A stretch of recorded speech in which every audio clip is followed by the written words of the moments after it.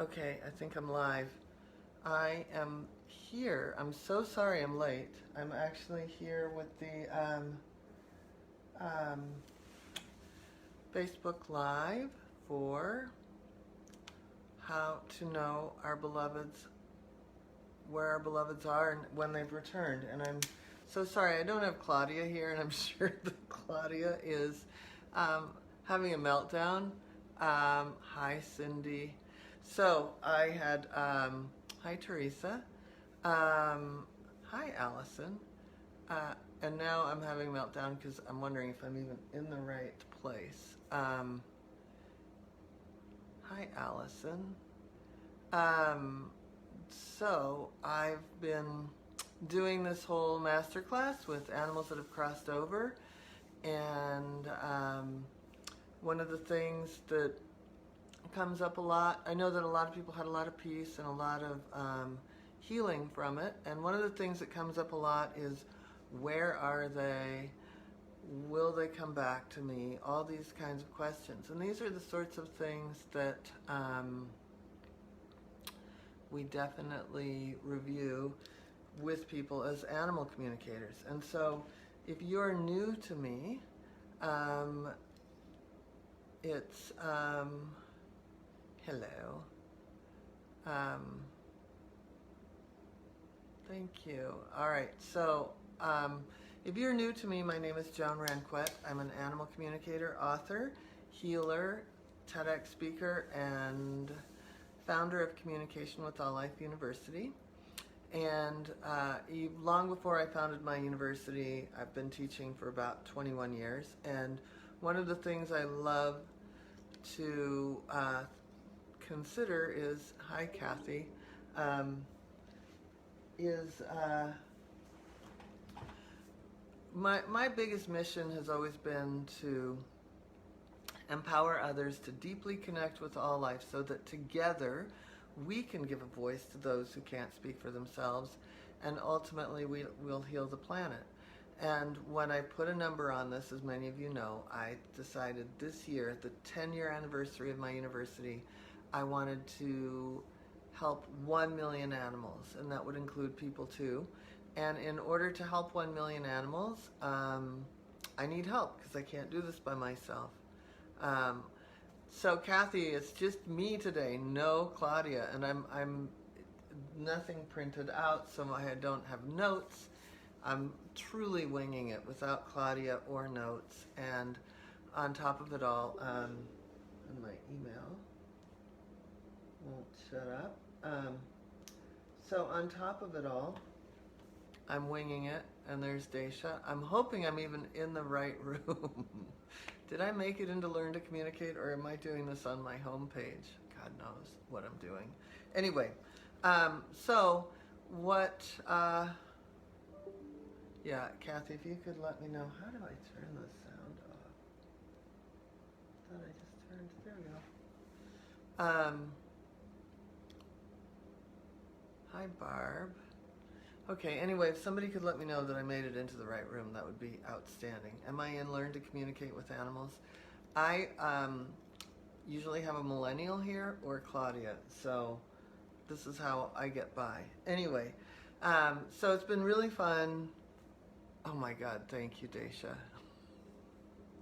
And someone else is telling me, okay, I'm in the right room. Thank you. Okay, now we can get on with it. And we have oh my God, I have to get rid of this right now. People, there are too many sounds. I thought I needed my notes, sorry. I thought I had all notification sounds turned off, and apparently I do not, because I can't stand the interruption. So anyway, I want to say hi to people as they're coming in. Hi, Michelle. So Michelle will be here this fall. We have a lot of fun things coming up this fall. I just want to talk about that for a moment because it's really on my mind. So many people are emailing me, and I'm getting on the phone with people to talk about the fall intensive. And if you're somebody that wants to talk about the fall intensive, I'd love to get you on the phone, or my big program, because we will be going even deeper into the work that we went into in the master class. So if you love the master class, come on out, because we will be doing a lot of work in the area of animals in transition, death, dying, and beyond. And also, the energy healing for animals class is really fun, and I'm ready to throw that computer out the window, except that I just bought it. Anyway, I don't know how to turn notifications off. It makes me nuts. Hi, Ellen. Hi, Sue. If anybody has an idea of how I turn notifications off on an iPad that's sitting across the room, I would love it. So, or everybody just don't email me on Facebook for the while. And Ellen, Claudia's not here. And yay, Daisha, Karen is going to be coming out as one of the teachers. So we have a lot of really great, so Eleanor, Karen is one of the teachers in the program. And so talk about a compassionate being. I think that I really want to get some of my teachers from the program on here for you guys to meet them too, because they're so fantastic. They've done Facebook Lives before, but anyway, there's a lot of great people coming out. So I want to jump into, since it took me so long how to figure out how to get on. Hi, Eleanor. I want to jump straight into some of the work that we're going to do here today. And one of the things that people ask me all the time is, where are they? Where are our animals when they cross? And for me, I think that I feel like part of that depends on kind of your belief system, like what you were raised believing, and also what you're able to see and feel and hear. And it's not that they are somewhere different. Hi, Gretchen. It's not that they're somewhere different for you than they are for me when I say I think it depends on your belief system. But what happens is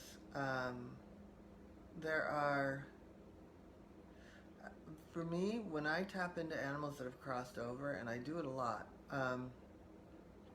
I get such a sense of love. It's not even funny. And and I can't explain that word love. And I really want to go over this this is really important, because it's also a sensation I feel in nature, and it's also a sensation I feel out in the wild with wildlife.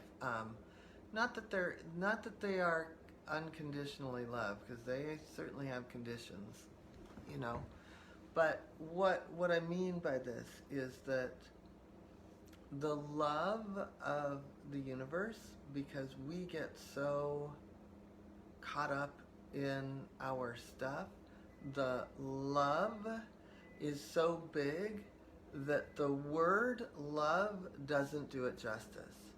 The word love doesn't do that expansiveness justice. And our version of love is so teeny in comparison, or in context of what is. And what is where they are. And sometimes we're going to do a meditation here, and we're going to see what you feel about it, and you'll get your expanded consciousness on it. But it's so expansive that you can't even imagine how to describe it, really. And I think the person that really does the best job of describing it is Anita Moorjani. She's a Hay House author, and she talks a lot about a near-death experience, and that she almost didn't want to come back because that was so good. She could see how pained her family was. And when I say that was so good, I'm like, oh yeah, I had a great avocado sandwich yesterday. I don't mean it like that. I mean like, it's so good. So what I want people to realize, and is that where our animals are when they cross is expanded, it's beautiful, and it's right here, and it's us that gets in the way. And I think of that veil as our consciousness around it, right? And the minute our consciousness leaves around that state, and our guilt lifts and our grief lifts, and we're in that space, that is that incredible sense of love. And that's why a lot of people, they have questions about the end of life experience. Was that terrible for him? Was that okay for him? Or was she really scared? Or all of that. I mean, a lot of times what we're doing is, hi Cindy, what we're doing is asking about things that not that they don't matter, but they're more earthly. And when I say earthly, I mean they are something that really only we are concerned about, because once somebody gets to the other side, they've almost like shed their skin. And I say that, and I'm going to look at some of the questions here before I go on. Let's see. It says okay. I'm having every technical difficulty. Oh, all right. So, okay. Someone says, Abraham Hicks say we all merge back into source energy when we cross over, right? Like that's a great way of saying it. And that source is so rich, so powerful, so delicious, that it's not like somebody's looking back on the fact that they had a rough go of their transition. And I want to talk about that transition also, but I have to tell you, my refrigerator is beeping. I didn't shut the door, and it's going to send me over the edge before we go into that meditation. So thankfully, people stopped emailing me, and I'm not hearing that sound, but hold on. Oh my God.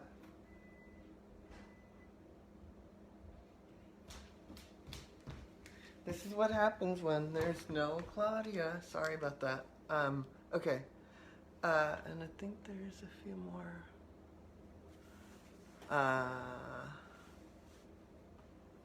Okay, so anyway, the thing that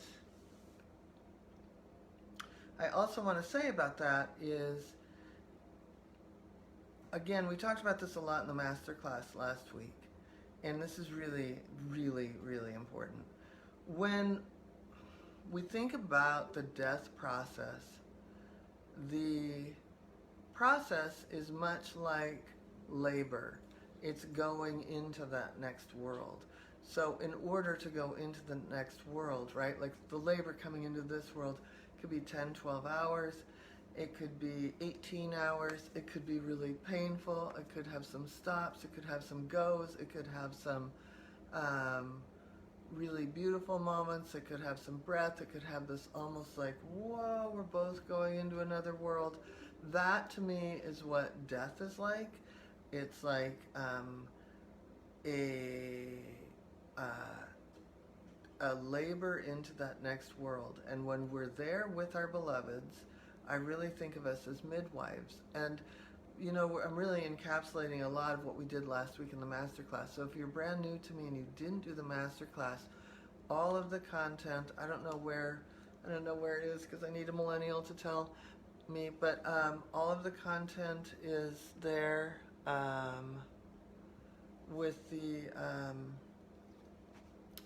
all of the content is there with worksheets, and a lot of people were putting in about their bucket list with the animals that are alive, and a lot of people were talked about their experience of connecting with the animals. So you can certainly add to the comments in this Learn to Communicate with Animals, because it's very, very, very, very, very powerful. And it was just so moving to see how many people contributed their story, how many people have come back. And again, I feel like what we did last week in that master class, and I have to tell you, on Sunday I thought I was going to do all these things, and I had to just lie on the couch. I couldn't even move. I feel like we're doing a real collective healing, and talk about shedding a layer here. I feel like a snake, we almost just took our skin just came off, and we are now this new, beautiful beings, and that to me is what going through grief is like, wow, I'm not going to, the pain is still there, the loss is still there, but I have a bigger awareness that I'm able to show up and be with. And I can be with you in this experience. So I feel like there was a lot of collective healing last week. So again, if you're new to this group, I want you to go take advantage of all the coursework we have there, the free masterclass. And so before I go any further, I want to see if there are any questions. Okay, so Sue says it's under the Units tab on the Facebook page. That's great, thank you. Yeah, so a rebirthing, yeah, I love that. And to me, that's so important, because when we can recognize that we're helping someone in a process, then it makes our process a little bit easier. And I think that is so so important. So does anyone have any questions? I know it takes a couple minutes to come up.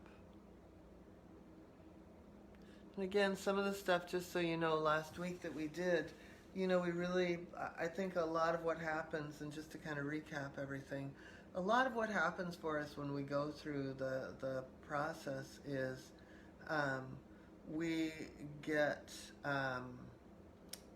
we remember the death or the end there, and we don't remember all the joyful things. And sometimes it's too painful to jump in and look at the joyful things, but it's also really... My phone is ringing. It's so good. I can't do this without Claudia. If anybody could... Sue, could you text Claudia and tell her that it is just like, it has been haywire. I couldn't even... Yeah, anyway. So... the thing that I want us to get back to, though, and one of the whole sessions last week was based around, like, remembering the joy, finding the joy, because the joy in our grief, believe it or not, is a really, really beautiful thing. And I feel like that's we rob ourselves of our full experience when we default into the habit of thinking that grief has to be sad. And Another piece of that is that when we ride that wave of grief, and we know that it's going to hurt now, but that we have these reprieves from it, that space is really important to acknowledge and be with. And there's something else that I want to say about that. I feel like, and we talked about this a bit last week, sometimes when we really stay in that grief, and guilt, like in that hard, gnarly part of grief, we feel like we have a loyalty to that because it's our way of still staying connected to the being that that is no longer.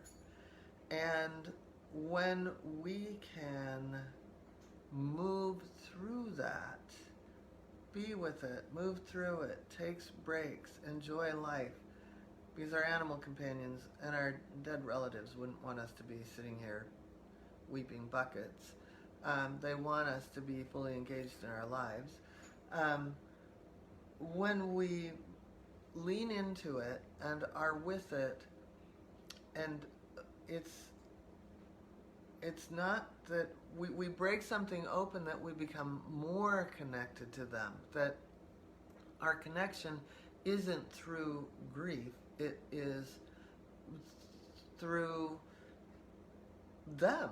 And by being with them, our loyalty to our feelings in our grief is not keeping us more connected to them. And I don't, that is something that I've seen time and time again, and yet we have a deeper connection when we're able to drop into that. Even though that feels like a big vacuum, we definitely have a deep, deep, deep space then to be with them, to be more connected than we would if we were to remain in that intense state of grief. And so I want to see if there's any questions, or, of course, would help if I had my glasses. Okay. All right.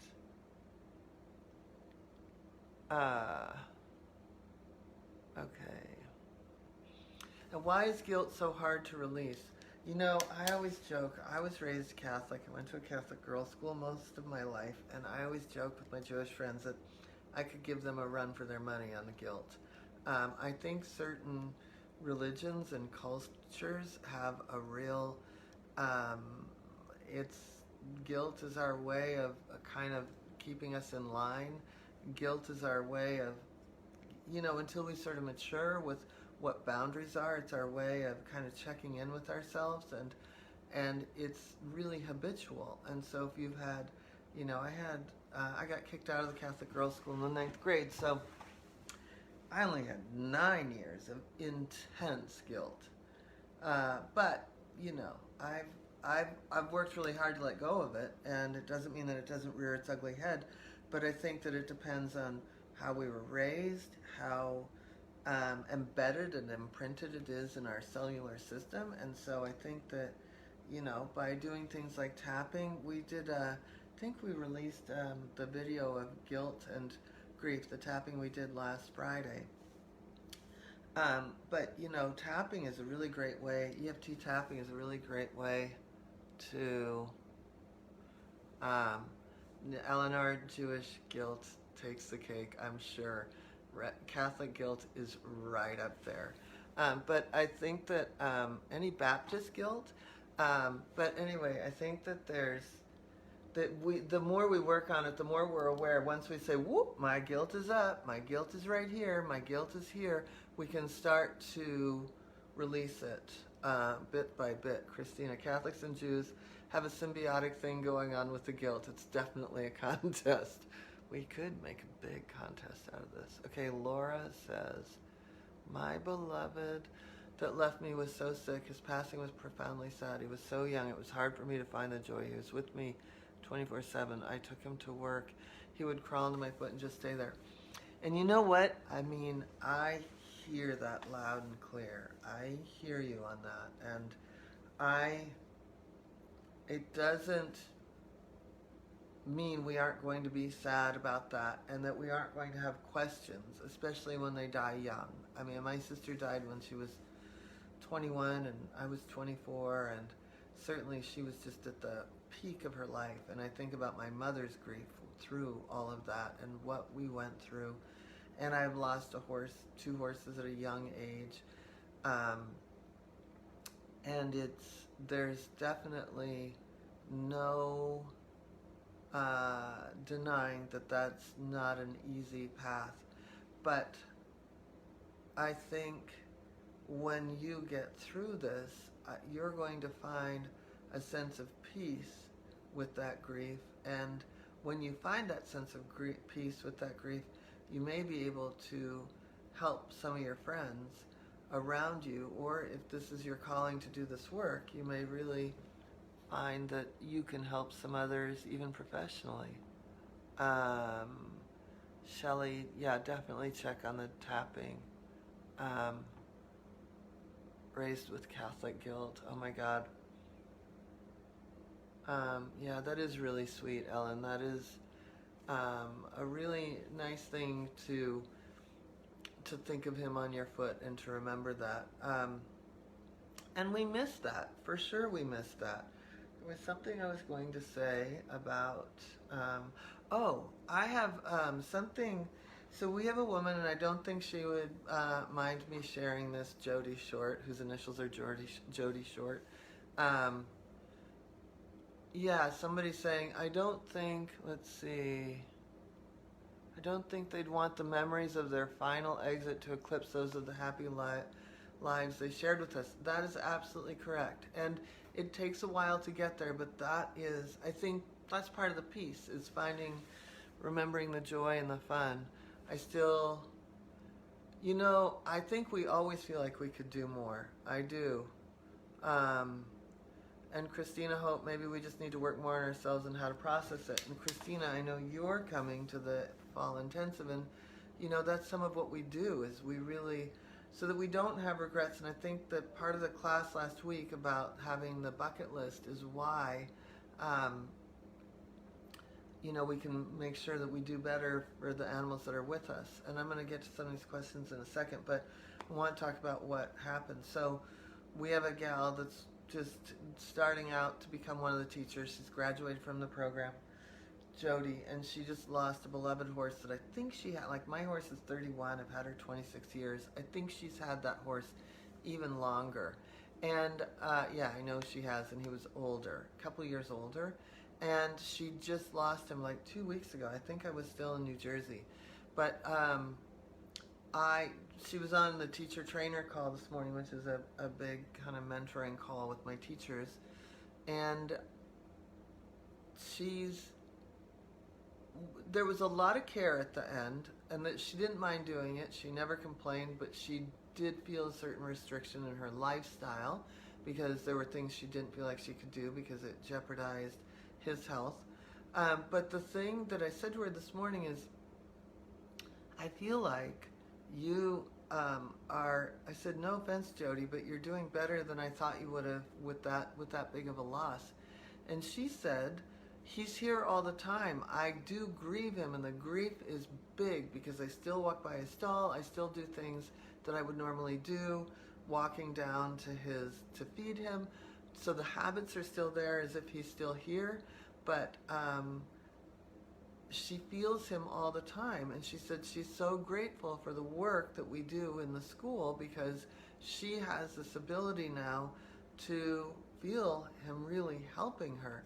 And, I feel like if there was one gift that we could all give each other, it'd be like releasing some of that guilt, releasing some of that grief, and getting into that space to be able to find that joy and that help and that love. Let's see.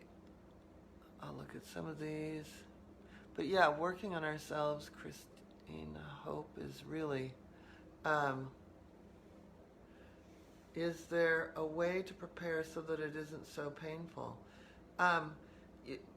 We talk a lot about that in the intensive, and I feel like, really understanding the role of a midwife, that we are a midwife into this next phase, is absolutely a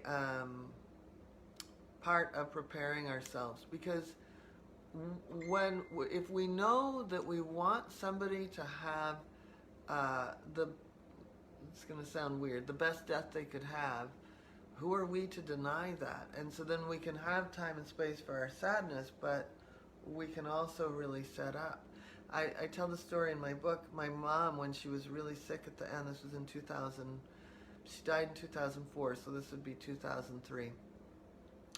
She was really sick, and I came back to Seattle, and I was laying in bed with her, next to her, saying, well, Mom, what do you want to do? Thinking maybe she wanted to have some lunch or she wanted to do some things. She pulled out from underneath her pillow, she's like, I have this brochure. I want to go to Poland. I want to go. She had this whole Eastern Europe trip that she wanted to do. And I was like, are you asking me to go? Because that's a yes. And she was really sick, and it didn't seem possible, but it gave her a certain amount of hope, and she lived another year, and we had the most fantastic trip. So, I was prepared. I thought she was going sooner, and I was prepared to do whatever, and that included a trip to Eastern Europe. So, what would making anybody's passing look really powerful? What could be the best way to do it? And so I think that's really one of the ways we can prepare ourselves for that. And I had no idea the time. So, let's see. My little Chihuahua PD passed suddenly. The vet doesn't know what it was. Best guess. Palmer, I'm sorry to hear that. 2 weeks ago. Had him 19 years. We did with a loving touch. It is still a hole. I've sensed him a bit, but I'm on this call to learn about the ways to connect with him now. Absolutely, it's a giant hole, Misha. Sometimes, absolutely, and you will. If you haven't done it already, like Sue Harris has put in the comments where to find the class. There are 5 hours and handouts of material that should be able to really help. Sometimes making a commitment to myself means listening to my feelings from moment to moment, acting on what feels right as long as it is coming from the heart. That is absolutely the number one way to move through some of this grief and this guilt, because when you catch those feelings, someone whose initials are, well, they start with an E, that's on here today, told me yesterday that this content that we did last week really helped with her daughter, because she said she sent her daughter off to camp, and that something happened right as she was about to let her daughter go on the bus, or happen in the bus, that made her daughter really sad. And so then all she saw and thought about was the sad face she saw of her daughter going off to camp. And yet she had, because of what we did last week, and exactly what you're saying right there, Lily Rose, she was able to keep changing the picture of her daughter's sad face to her daughter having fun. And then she noticed later in the day that there were pictures up, she can watch the camp virtually, and that there were pictures that were fun of her daughter having a lot of fun and being really engaged. So, watching our habits of where our feelings go is really, and so the person whose initials start with an E, she and I talked about how sadness is a habit, and especially if we've had some disappointments in life, it's really easy to go there. And that's why I did that exercise last week about the remembering the joy. Let's see. That is the best point. I know my son would not want me suffering like I am over his sudden death. Yeah. Even my dogs, like my son, they're all so joyful. Melissa, thank you for sharing that, and I'm sorry to hear about your loss. And yeah, absolutely. Your son wouldn't want that. Your son would want you to be living in near full joy and potential and all that you're supposed to do. And part of that may include helping other people understand that too. Let's see. My mom says she did the best she could with what she knew, raising her children. Be easy on yourself. Yeah, I think that's so true.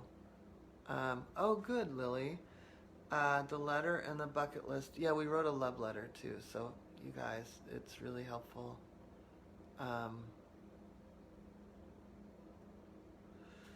Doesn't sound weird at all. Some deaths are definitely better than others. 12:35, thank you. Okay, so my mom died, hold on, shoot, unexpectedly in the recovery room from a surgery. Right before the surgery, said, let's go on the big train trip across the Northern Territories. It's interesting you say that, Melissa, about your mom. My mom and I then kept making trip plans after we did the Europe trip. And then our last trip that we planned, we didn't get to do, which was to see the fall colors back east. And I had never been to New Hampshire, Vermont, or Maine, and those are my last 3 states to get to, and I've been to all 50 states, and now I'm working on 122 countries. But anyway, I'm 33 in. So what I did, so on the 10-year anniversary of her death, I actually got myself to those states by myself, and with a lot of the students, and actually it was pretty fun because a lot of the people that are in the program now I met on that trip. So I still made sure that I got that trip, and it just took me many, many years to do. So I encourage you to take that big train trip in honor of your mother. Let's see, okay.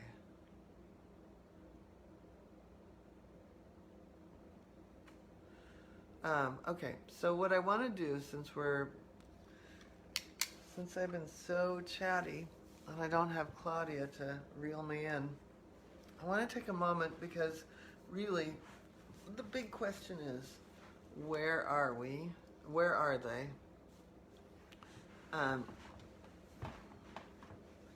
Where are they? Where do they go? And I know that that is kind of the big burning question. So I want you to just kind of settle into feeling into your body for a moment, feeling into the bottom of your feet. We're going to do a little meditation and see if we get a sense of where they are. And we'll just do this for a moment. No biggie. But I want you to take a deep breath and breathe into the bottom of your feet and really sit in that space for a moment.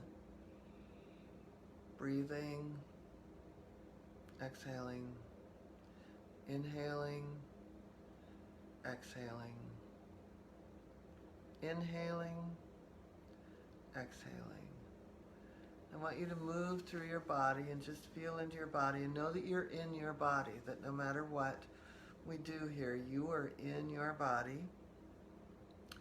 And I want you to focus on your heart space for a moment. I just want you to feel that expand.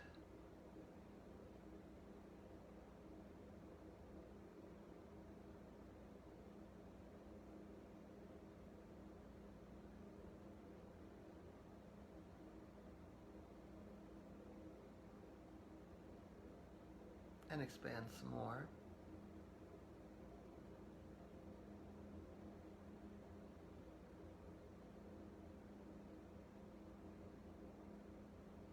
And expand some more.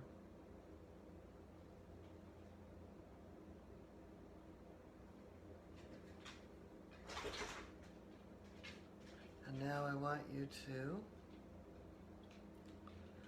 get a sense of your beloved that's passed.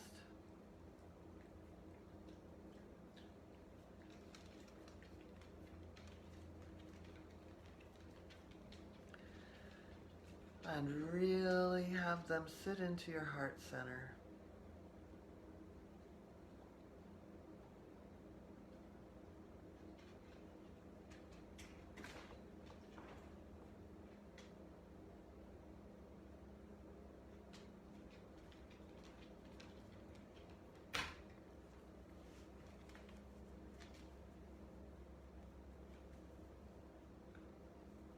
And what do you see?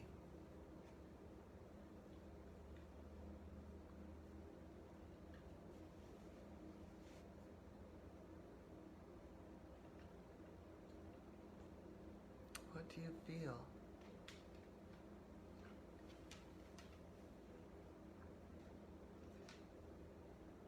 What do you hear?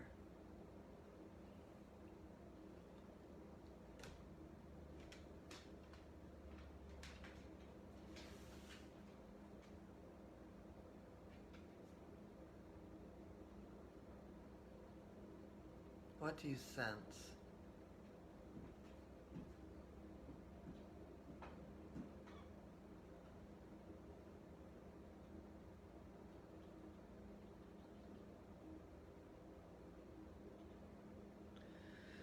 And now I want you to really come back into your body, wiggling your toes, wiggling your fingers,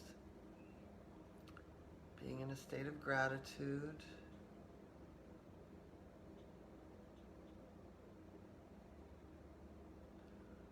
Breathing into that.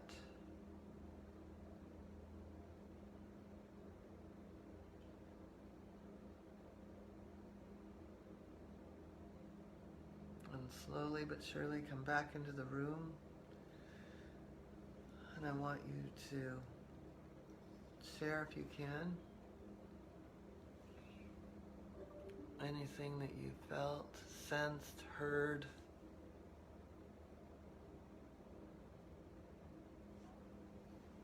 And share it in the chat or in the comments.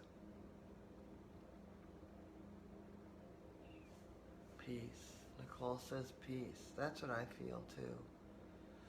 Peace. Really big peace. Anyone else feel peace?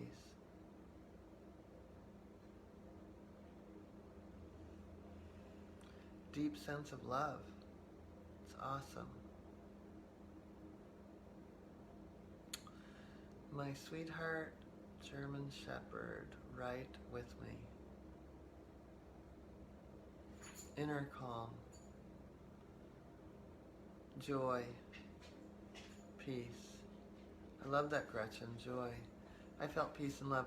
And you know what? Abby came up, and I had to have my hand on her. She wanted a little love while we were doing it. Carol says, I felt Story in my arms, smelled him, heard him, breathe in my neck. It was beautiful. I haven't felt peace about him since he passed. It was so lovely. Pat, it was nice to feel his blue, furry heft. I don't know. Blue, furry something. Like a heart weight. And Lily, I feel that we are connected by a golden thread, love and energy that vibrates at our own frequency. Michelle, that was beautiful. My dog Charlie passed last fall at 3 years old. He showed me an incredible vibration of light, love that is so overwhelming I felt a sense of comfort. You know, going back to that thread, that is just it. This connection is right here, right now. We're just the ones that are so caught up. I saw the kitten who came to me before he ate. I smelled his capers. He snuggled into my heart. I felt his purr and his silk fur, a smile, and a few years. Happy. That's nice. Yeah, and I think that, you know, we really had flashbacks of our beautiful connections just before his passing, his silly behavior. My 20-year-old kitty Annie was purring so loud while laying on my chest, so peaceful. You know, these heart expansion things are so important for us. And a lot of times people, you know, they want to know, are their animals going to come back to them? Or how will I know if I do? And I love to point out, I'm looking at Delilah right now, that I feel like there are so many things that, you know, that I feel like everybody that's in my household, even if they don't come in the same way, that we're all part of a soul family. And for me, that soul family also is recognizable. So it's like, how do you know when an animal is coming back to you? Stevie, happiness, laughter, excitement, not just for us, but for everyone who's around us. That's so beautiful. But what I was going to say is that, you know, people ask me all the time, how will I know if my animal has come back to me? And it's like, for one thing, I think that sometimes in our soul family, we have almost signature things, like whether it's a signature behavior, a signature, like one horse that I had used to always stick her lips out. And every now and then, another horse of mine might do that in the same way, and I know she's passing through. I know she's visiting. So sometimes we get visiting behaviors, so to speak, passing behaviors. I feel like everybody in my household has a signature mark on their body that makes me know their soul family. And it started with something that one had and Ponyboy had, and then Gabrielle had, and it's just one little mark. And sometimes it's a little dot, like Raleigh had a little dot, Olivia had a little dot, Delilah has a little dot, Abby has it on her tongue, Anya has a white mark. Like, it's like a through line. And so I would love for you to look around at some of the unique characteristics of your own animals and see if you've seen a through line with all the animals you've had, because that's going to be one of the things that you recognize a soul family member coming back to you. And so, let's see. I still leave the light on for him. Is that silly? No, I love that. So, yeah, so when I feel like, Yeah, there's so many, their eyes. So Lily says their eyes. That's a soul, that's something recognizable between all the soul family members. And it's so interesting and fun to watch. And oh, Laura, I felt him saying you did the best you could. I wasn't meant to stay long. Isn't that reassuring to get that information, Laura? Um, so anyway, I encourage you over the next little bit of time, we could even have fun sharing characteristics. We could put a hashtag soul family. Like I said, there were little dots on horses' legs and on the side that consistently, about I've had 9 horses in my life growing up, and I can't even tell you what it is that I see, but it started showing up with physical characteristics. And the dogs have, and the cats. Queen Latifah has a matching mark to Raleigh that has a matching mark to Olivia. So it goes across species. It goes cat, dog, horse. And I see it and I know it. And, you know, somebody that doesn't belong in your household, you know, maybe you fostered, or maybe unfortunately you had to rehome somebody. Often they're not part of your soul family. They just kind of fall out of your house. And then there's animals that give us a big challenge, like a dog named Merlin, maybe. You know who you are. That is still part of your soul family, and I would guess that there's recognizable characteristics even between him and the cat and dog you used to have, and the dog you have now, and the cat you just got. But there are ways that there's still that interconnectedness, and that's always really fun to watch as it shows up. So I would love to see everybody, if anybody else has noticed a soul connection. So hashtag soul connection into the page later today about, you know, the recognizable characteristics, whether it's behavioral, physical, emotional, that you notice with your soul family. But anyway, I have to actually, I think we're close to being done. And I want to get to any questions or answer any questions. And again, if you're new to this group, there are 2 different master classes we've done. One is the Learn to Communicate, and so we have that was in February, and there's worksheets for that. You can watch all of those. And then there's the, you know, connecting with your beloved after they have passed, and that's the one we did last week, and it was very intense and very wonderful. And let's see, here's a good question. Do our animals miss us as much? You know, I think that they miss us. Certainly if we die before them, they definitely miss us as much. I feel like there's a different sensation rather than missing. Like, we miss them. And I know some animals definitely are aware of missing or are sorry that they shocked us in the way that they left.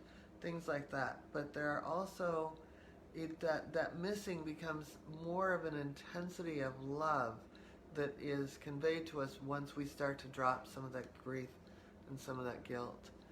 And Laura says, I feel more peace at this moment than guilt and sadness. That is awesome.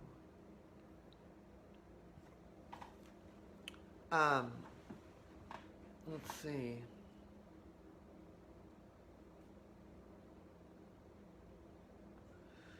My 12-year-old son is saying it would bother him to have him pass at home. I'm not sure what that, I think I missed that big thread there. Okay. I know my prior kitty behavior would show through my recently passed kitty. I do not have a pet now. He will come. Will he come through no matter when I get another pet kid? You know, I think that just depends on the agreement you have. I know that I know that some of my animals want to come back in, and some of them might have other stuff to do. And I think that through line of behavior would certainly be something fun that you would recognize, and especially you've brought this to your awareness. I feel like when we start really, I couldn't have anticipated that my cat would come back in another cat form. So, yeah, I think that it's certainly possible, and that's something. Oh, now my printer is working. That's awesome. I set the notes to print at. I'm gonna have to turn this off. It's been a day of distraction.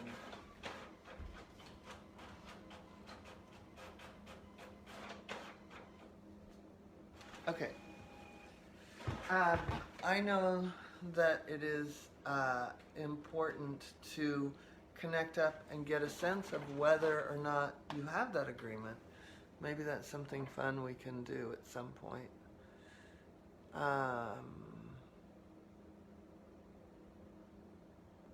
Thank you so much for that reply, Joan. I told him if he wanted to come back through to find me, and I'd know. Yeah, I think so. I know you'll know. I had 2 cats that completely ran my life from the beyond, including choosing my next cats. I love that, Pat. And yeah, I feel like it is so funny when when we can really notice that. Lily says my dog that passed does walkthroughs through my current dog. That's fun. Yeah, so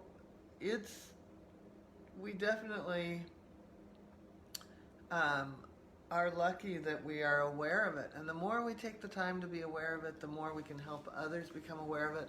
And I feel like, we can soften the blow on some of this grief or this loss and really see where the connection still exists. It doesn't take away from the grief. We can never,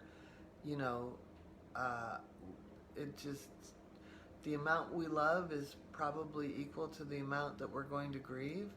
And I'd rather love big and grieve big than than not have that love. So I really want to thank you, and again I want to remind you, and we'll put it in the comments here, that I have all kinds of ways for you to work with me. I would love for you guys to come to the intensive, and I know we've got special pricing on that right now. Also, if you can't get here, I have Animal Communication Level 1 Home Study course. I've got Energy Healing for Animals Level 1 Home Study course. And I've got all kinds of, there's also the big program. Ellen, I notice my old Arabian horse and my current dog at times. They are such joyful moments. That is really cool. That soul family at work. This discussion today is helping me right now in my grieving. I'm really glad. Really glad.